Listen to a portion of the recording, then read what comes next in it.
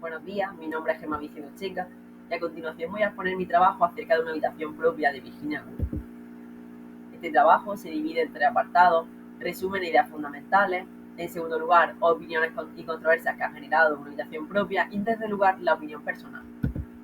Como bibliografía básica hemos de destacar Quién teme a Virginia Woolf, de Thorin Moy, Teoría de la literatura, de Isabel Nava Ocaña, y sobre habitaciones propias, Andrógino y Hermafrodita, también de Isabel Nava Ocaña.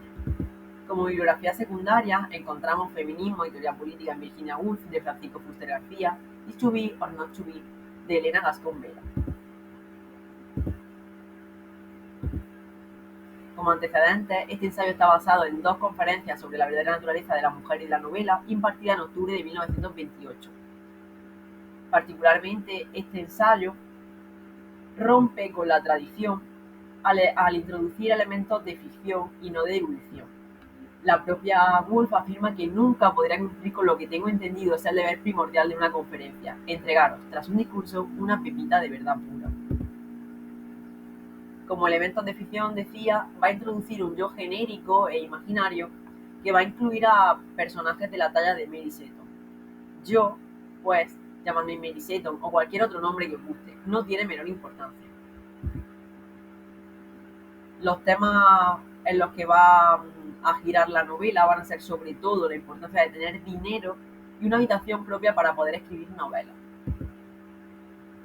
Dice, dejémosle una habitación propia y 500 libras al año, dejémosle decir lo que quiera y omitir la mitad de lo que ahora pone en su libro.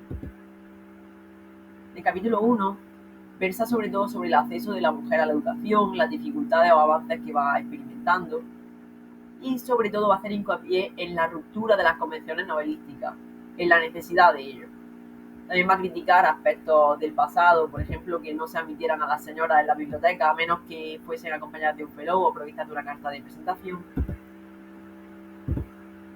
Todo ello que va a provocar un efecto en la pobreza de mente, cuyas diferencias van a ser que el hombre proyecte seguridad y prosperidad, mientras que la mujer proyecte pobreza e inseguridad. También por culpa de esa tradición eminentemente masculina que enseguida veremos y la falta de tradición femenina. Lo que Woolf reivindica es que, más que protección, pide que realicen las mismas actividades y esfuerzos que el hombre, hacer de ellas soldados, marinos, maquinistas y repartidores. El capítulo 2 precisamente va a tratar sobre ese canon eminentemente masculino, de tener alguna noción de cuántos libros se escriben al año sobre las mujeres, tener alguna noción de cuántos están escritos por hombres. ¿Os dais cuenta de que sois quizá el animal más discutido del universo? Siendo, dice, hombres sin más calificación aparente que la de no ser mujer. A una no le gusta que le digan que es inferior por naturaleza a un hombrecito. Cuando un artista consigue que sus lectores piensen de esa forma, entonces emplea una cólera disfrazada y compleja. Sobre esta cólera volveremos inmediatamente, es un concepto de vital importancia para Virginia Woolf. También va a haber una imagen recurrente, la mujer como espejo. Dice que las mujeres han sido espejos dotados del mágico y delicioso poder de reflejar una silueta del hombre del tamaño del doble del natural. Sin este poder, la tierra sin duda seguiría siendo pantano y selva. Capítulo 3 va a tratar esa dificultad que atraviesa la mujer artista, y en este fragmento en concreto sobre la diferencia entre la realidad y la ficción siendo mujer. Dice que las mujeres han ardido en los faros de las obras de los poetas, de los prosistas, pero que en realidad, si la mujer hubiera existido más que en las obras escritas por los hombres, se le imaginaría a uno como una persona importantísima, polifacética, heroica y mezquina, espléndida y sórdida, infinitamente hermosa y horrible a más no poder, tan grande como el hombre, más según algunos. Pero, en la realidad, la encerraban bajo llave, le pegaban y la zarandeaban por la habitación. Como elementos de ficción, también va a inventar a Judith Shakespeare, el personaje imaginario de William Shakespeare, al que le hubiese sido del todo imposible escribir novelas de Shakespeare en la época de Shakespeare, precisamente porque cualquier mujer nacida en el siglo XVI, con talento, se hubiera vuelto loca, se hubiese suicidado, lo hubiesen jugado de bruja, de hechicera, hubiese sido objeto de temor o burla. En este caso, Judith Shakespeare se mató una noche de invierno. Capítulo 4 versa sobre cómo la mujer comienza a acceder a la escritura. En este momento la autora es algo más optimista y va a destacar el género de la biografía. Dice que avanzando el siglo XVIII, cientos de mujeres se pusieron a escribir para ayudar a su familia, escribiendo traducciones o innumerables novelas. Sin embargo, estas no se incluyeron en los libros de texto. También hace un recorrido por aquellas autoras predecesoras que más le han marcado o que considera más relevantes. Dice que Lady Winchelsea hierve de indignación acerca de la posición de las mujeres, pero sin embargo lo hace con cólera, un sentimiento que no comparte y que es el odio a los hombres como causa de las limitaciones que imponen a la mujer. También esta mujer va a tener un final desgraciado. Por la presión pública se retirará al campo, pero no va a ser el peor final, desde luego. Por ejemplo, a Margaret Cavendish acaba siendo aislada a raíz de su locura. También encontramos en su escrito indicios de cólera. Al igual, Dorothy Osborne no. Esta mujer lo que le pasa es que no consiguió nunca publicar nada, pero mostró gran erudición y Bull se lo quiere reconocer.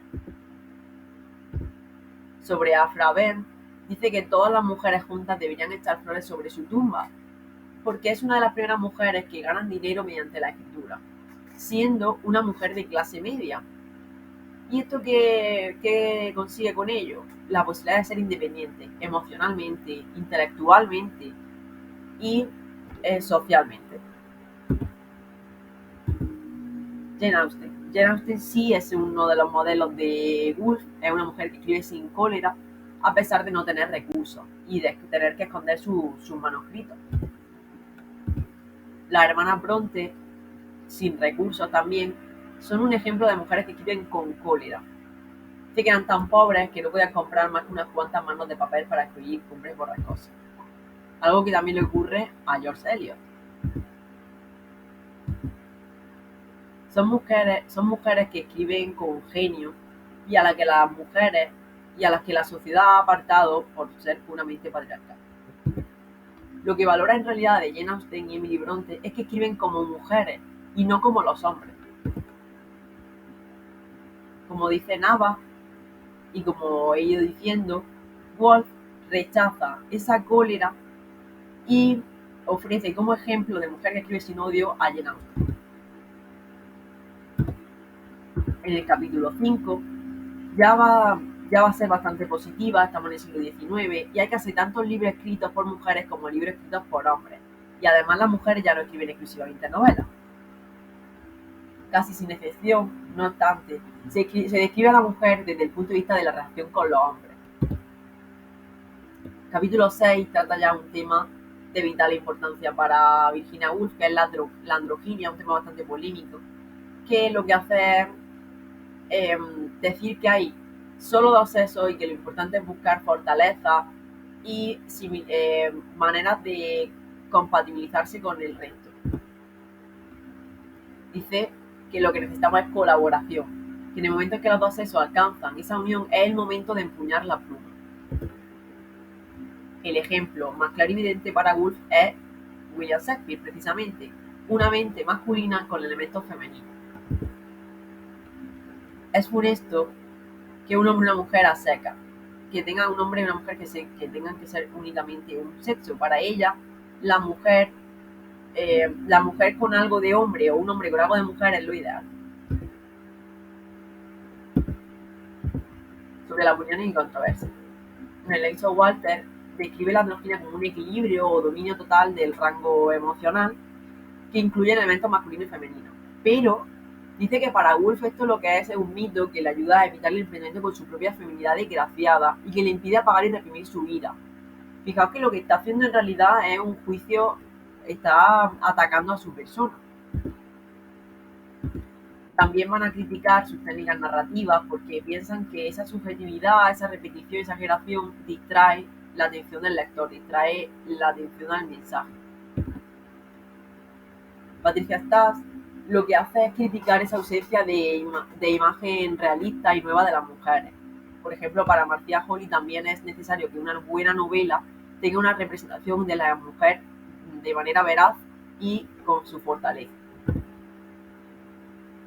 Walter, Stab y Holly, por tanto, están en contra de esa subjetividad, de esa niebla de percepciones subjetivas. Corinne Moy está en desacuerdo porque piensa que sus valoraciones literarias y políticas están siendo negativas y están atacando a Virginia Woolf. Y lo que dice es que la alternativa sea una lectura partiendo de la deconstrucción, el psicoanálisis y las teorías de Julia Kristeva de la obra de Woolf.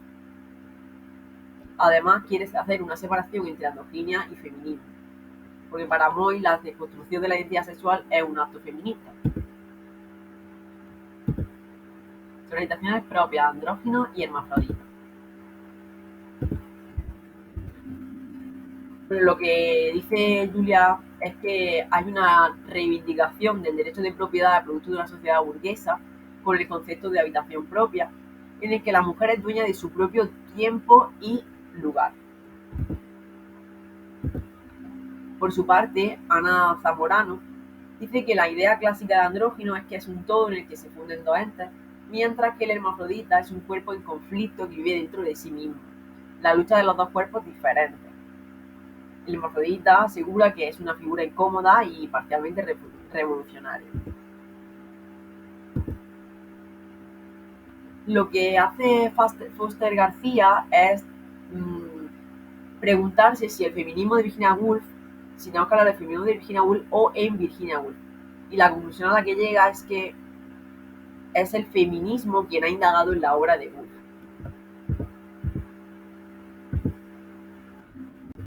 Sobre el pensamiento de la diferencia sexual, hay gran atención a este asunto porque sitúan su origen entre Guinea y hay una atención en las mujeres que se distancian de la sociedad masculina, que buscan relacionarse con otras mujeres en la obra de Woolf. La diferencia sexual en Woolf es un aspecto que hemos ido mencionando, pero no nombrándolo porque la mujer no se reconoce en la obra de los grandes autores, porque hay un rechazo a la igualdad entre hombres y mujeres, por su lesbianismo, esa intención de que haya relaciones entre mujeres, y el concepto de androginia, que lo que hace es potenciar la diferencia sexual. En conclusión, Virginia Woolf ha sido una figura objeto de estudio en la estela del feminismo por su idea sobre la identidad femenina, sobre el espacio que merece tener la mujer y al que nunca podía aspirar. Al final, por ejemplo, la invención de William Shakespeare, de Judith Shakespeare, es una reivindicación de las dificultades que ha atravesado la mujer, centrando en el concepto de genio, por ejemplo, como sabemos, un concepto de gran vigencia en el siglo XVIII, que observamos en autores como Gustavo Adolfo Becker. Es una idea relacionada con la androginia, puesto que el ideal de genio romántico era un hombre con sentimientos, pero con gran capacidad de raciocinio. Sentimientos como la mujer y raciocinio como el hombre. Es lo que la tradición nos ha querido inculcar.